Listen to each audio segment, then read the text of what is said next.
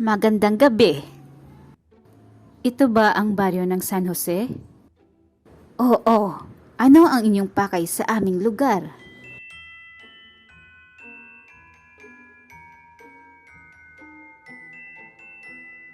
Naghahanap kami ng matitirahang bahay. Ganun ba? Bakit kayo inabutan ng takip silim sa paghahanap ng bahay? Galing pa kami ng Europa at kagagaling lang namin sa paliparan ng bansang ito kaninang umaga. Kaya naabutan kami ng paglubog ng araw nang makarating dito sa lugar niyo. Ganun ba? Tumuloy muna kayo sa aming bahay. Marami kaming handang pagkain. Kumain muna kayo.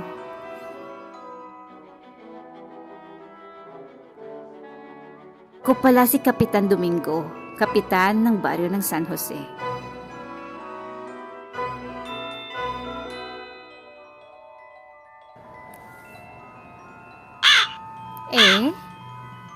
Ako si Josepina Castillo. Ako naman si Martelino at ang isang kasama namin na nasa sasakyan ay si Vladimir. Pumanhik muna kayo sa aming bahay. Tuloy kayo.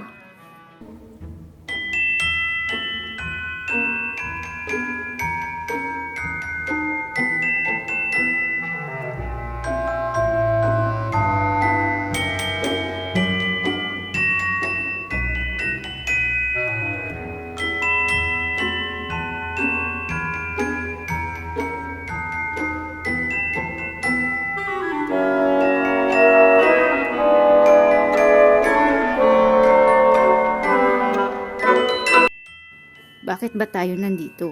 Anong gagawin natin dito? Huwag kang magpahalata, nagkakaiba tayo. Sumunod ka na lang. Act normal.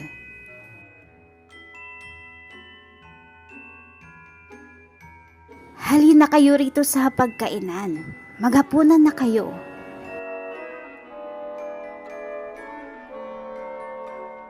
Busog pa kami.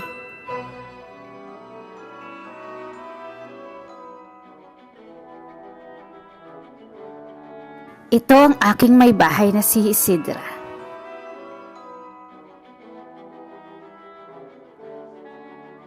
Halina kayo, kumain na kayo. Oo, kumain na kayo.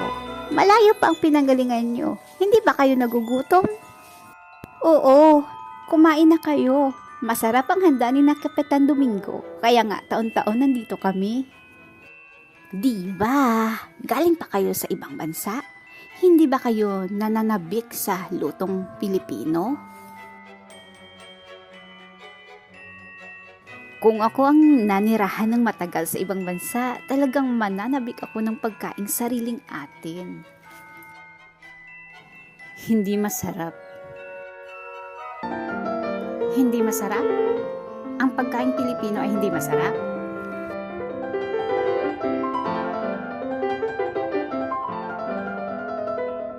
Nakatungtong lang kayo sa ibang bansa kung sino na kayo. Ang ibig sabihin ng aming madam ay hindi na siya sanay sa pagkain dito kasi halos buong buhay niya ay sa Europa na. Bakit pa kayo bumalik dito? Tama na yan, Romualdo. Huwag mong bastusin ang mga bisita natin. Itong babaeng itong bastos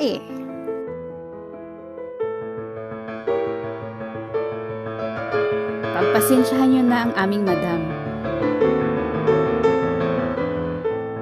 Tama na yan, Romualdo. Iuwi yun na siya. Lasing na yata.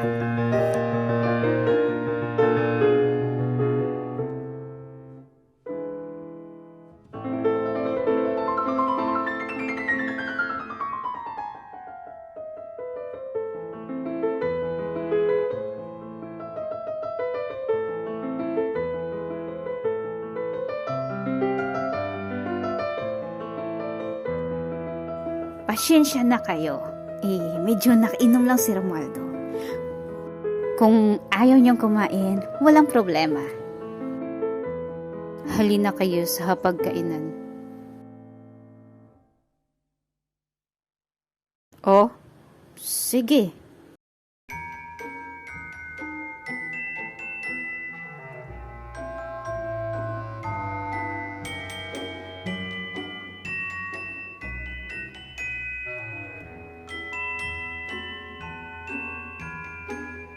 May dinuguan po ba kayo?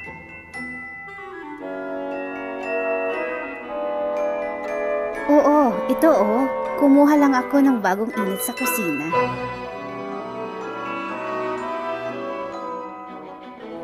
Tamang-tama. Pareho kayo ng paborito ng anak namin.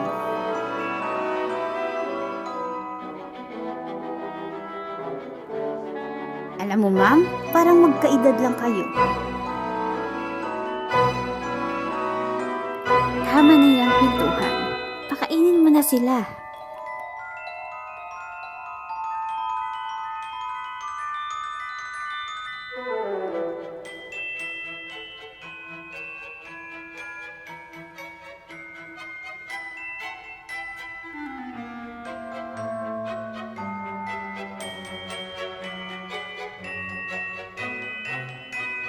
Ano ba to? Hindi talaga tayo sanay sa lutong dugo. Naduduwal na ako. O nga mabuti pa tong si Josefina. Sanay sa dinuguan. Ayun, parang wala lang sa kanya. Nasaan po ang palikuran?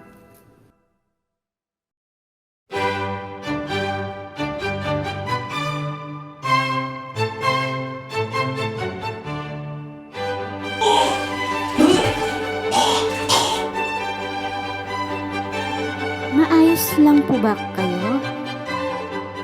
Oo, siguro dahil sa biyahe kaya medyo hindi naging magandang pakiramdam namin.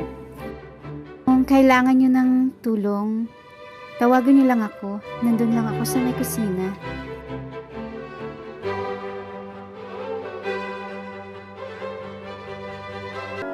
Mayroong malaking bahay doon sa hindi kalayuan dito sa bahay namin.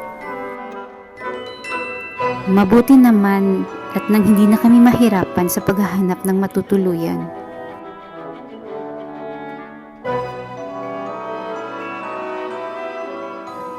Magandang gabi. Ang boses na yun. Nandito na pala ang napakaganda kong anak.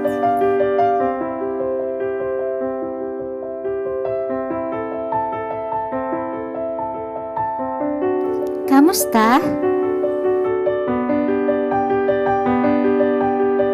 May mga bisita ka pala, Papa, na ngayon ko lang nakita.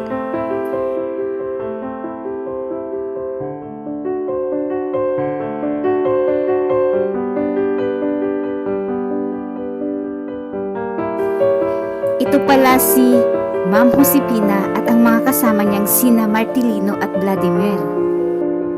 Galing sila sa Europa at naghahanap ng matitirahan dito sa baryo natin. Kaya pala kakaiba ang pananamit niyo. Napaka-elegante.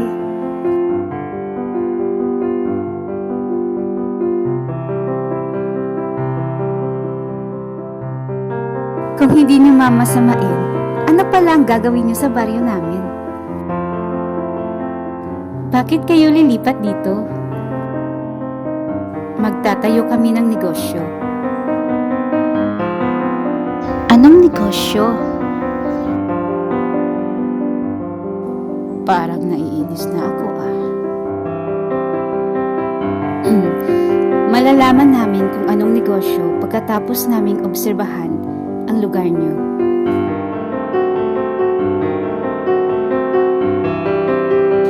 Bakit kamukhang kamukha mo ang kaibigan kong si Theodora?